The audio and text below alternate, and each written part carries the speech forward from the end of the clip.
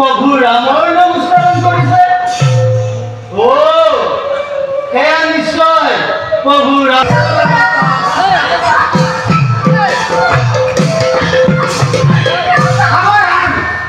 হয় নাই দেৱী, মই তোমাক ৰক্ষা কৰি ৰজা হৈ পৰৰ ভাষা ধৰণ কৰিবলৈ তোৰ লাজ নালাগিল? এতিয়াও সময় আছে। প্ৰভু ৰামৰ ভাষা ঘূৰাই ক্ষমা খোজ, নহ'লে গংগাৱতী চন্দ্ৰলংকা। মই ৰামক ক্ষমা খুজিব লাগে। আজি তোৰ মুণ্ড চিৰচিৰ কৰি মই সীতা দেৱীক উদ্ধাৰ কৰিম।